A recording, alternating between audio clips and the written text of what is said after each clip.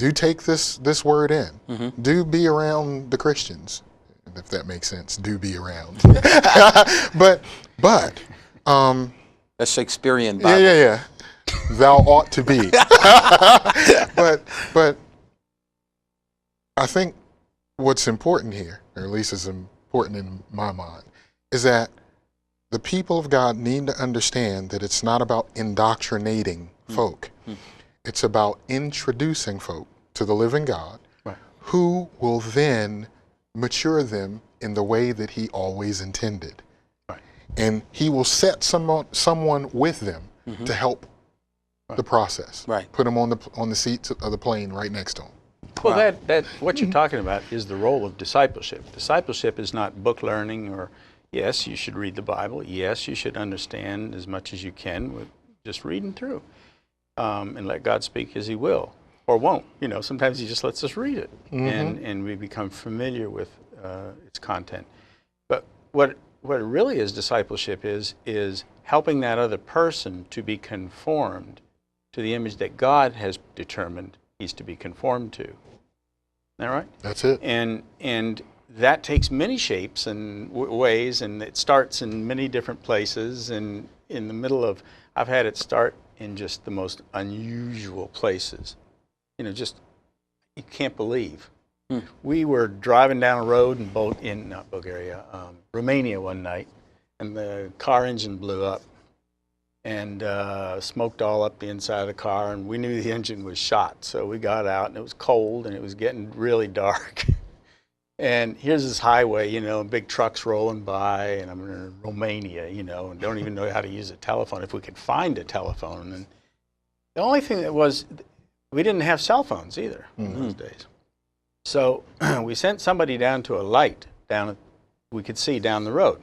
He came back and he said, well, it's like a truck stop. And he said, but I called from there, and I said for the people that were behind us, they were behind us at probably an hour or two, and to keep an eye out for us at approximately such and such a place. And he said, and we can get some food down there, and so on and so forth. Well, I didn't know what it was, but a truck stop sounded better than sitting in a cold, smoky car and waiting an hour and a half for somebody who may never find us, you know. So we all walked down the road to this place, which turned out to be a strip club for truckers. A little different. It was the guy who went down there, came back, and he just Who did you send? Just kidding, Mike. Finish your story. Well, I was with this Baptist pastor, and it was one of his young men, you know. And I said, didn't he realize this was a strip club? And he said, well, he did, but he was afraid to say anything, and he didn't know how he would feel about it.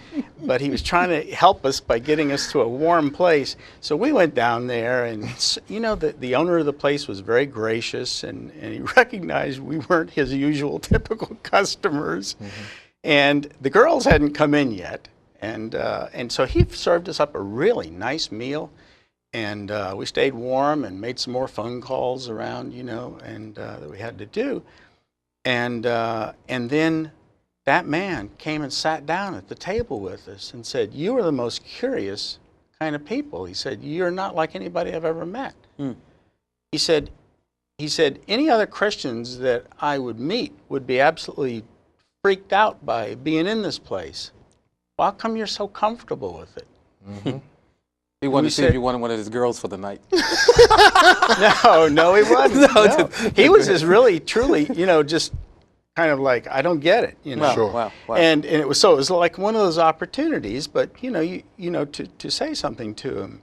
But what we said is, well, we're so preoccupied with this higher plane of existence than what's going on here tonight, that this doesn't seem very interesting to us. It's just not all that interesting. And that's one of the things I've found out about knowing God. You know, it's not a moral journey we're on. Yes, we're called to be moral. Of course we're going to be moral. Sure. Everybody wants to be moral. Right. But actually, a lot of people don't. But if you know God and you get involved in the path that He sets before you, man, you're having more fun than a barrel of monkeys. Who wants to go out and mess it all up? It just doesn't seem even attractive to me anymore. You know?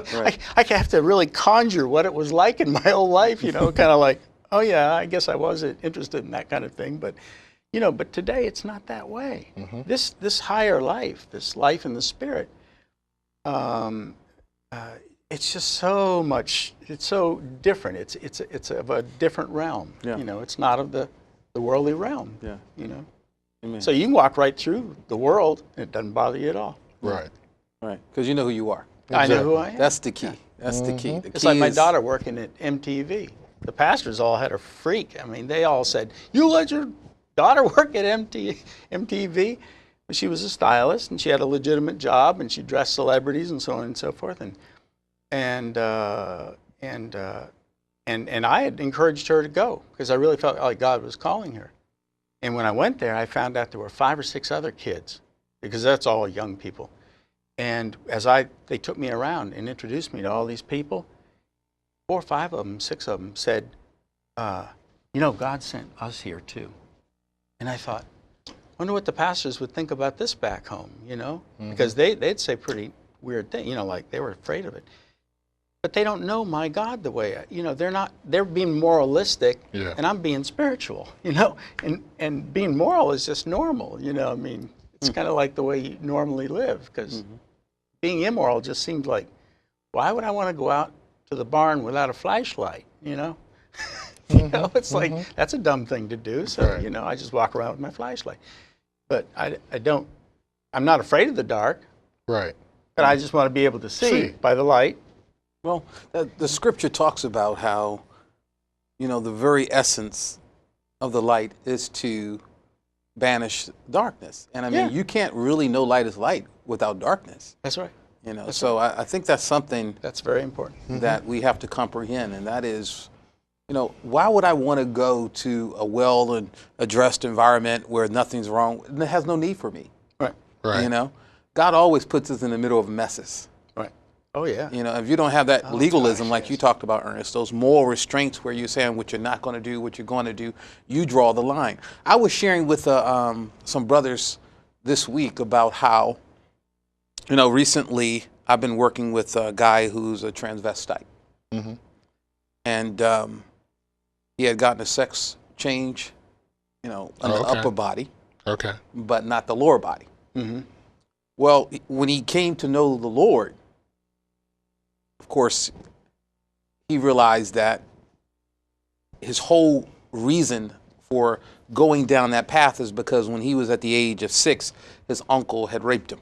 Yeah. And raped him for over 4 or 5 years. So that led to homosexuality, which led to him being a transvestite. Well, now he's changed his name back to a male. And you know, you have physical characteristics when you do things, you know, that cannot be reversed. Some of them can, some of them can't. Okay.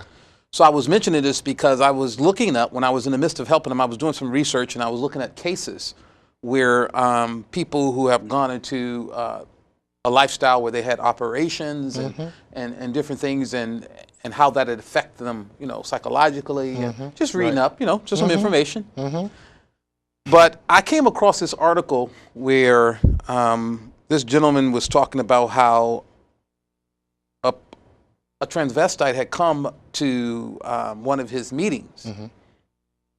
And this particular man had gotten a full-blown operation. Okay. I mean, everything. Sure. Okay? So when he came to him, he says, you know what? I realize that what I've done was not what my Heavenly Father wanted me to do. I want God. Will you teach me? Will you allow me to know your God? So he did, and he said him and a couple of other brothers worked with this person for 6 or 7 months. But the problem they had was, how do we incorporate him with everyone else without them feeling uncomfortable? Sure. Because there's some characteristics about him that he can't change. So they said, we really have to go to the Lord about this. So all of them began to pray, and they went to the Lord about it. And the Lord said, let him be. And he said it really blew him away because he was really looking for what he considered the right Christian answer. Have him have another operation and do as much physically, back to himself that you can possibly do. Right. But he said that all of them had the same consensus. God said, leave him be. And he said, that can't be God. That cannot be God. But I'm just saying that because in the religious mindset, in the legalistic mindset, we would not be available to hear from the Lord, where the Lord would say, hey, listen, your sonship or you being a son to me is not determined by what's between your legs. Right. Straight out. But because we are spirit, no matter what we do to this body, because some people have tattoos their body and they're not going to be able to take the tattoos off. There's some physical, some deformations that people were born with. There's some people in New York that have got more rings, and they got rings in their throat, in their mouth, and their eye. Oh, it's awful. So we're just saying that some of these things can be reversed. So are we saying these people are without hope? That their straight destination down is hell? No. Because they can't reverse the process? You see, that's what I'm talking about. That's what you're saying. Right. Well, here's it's interesting. I was looking at something very spiritual earlier, Facebook. And oh yeah, that's up there. Good friend of mine. I have a friend who is essentially a world-renowned musician. Has played with everybody that's done either jazz, R&B, or all of your genres of Christian music. Just unreal. Presidential, inaugural. I mean, he's that good. And his wife, she's done plays and all of this. But she had so obviously the circles he runs in are people like that. People who are into the arts, people who are musicians, and so on and so forth. And so his wife puts a status on there, has some link to something about a lack of doctors and lawyers and so on and so forth. And her statement was, we can't be encouraging all of our children to be singers and musicians and in their oikos or sphere of influence, that's how people think. I mean, if all you know are musicians, actors, and singers, they tend to think through that vein. And so I think she was doing a good service by saying, we can't just concentrate on trying to gear all of our children in this vein. The thing that immediately came to me was Proverbs 22, verse 6. Raise up a child in the way that child should go. Yeah. The way I, God, have created them. The path I have for that particular unique individual. That has nothing to do with market needs or anything else. Right. I put them on earth to be this way. Listen to me, because you're the closest to them for at least 18 years. Listen to me, and I will help you help them in that direction. Oh, yeah. Well, that's exactly what happened with Darson when I sent her off to New York. I mean, that was, in my natural life, was hard to do. An attractive young lady, single, and she's going off to New York in a world full of homosexuals. And most of the men, almost all the men in the fashion industry are homosexuals. Not all of them, but most of them. And the pastor said, well, I can't be God. You got to tell her she can't do that. He said, not only did I tell her she could do it, I think that's what she's being called to. And when it came time and those people had difficulties and problems, they'd run to her to talk about it.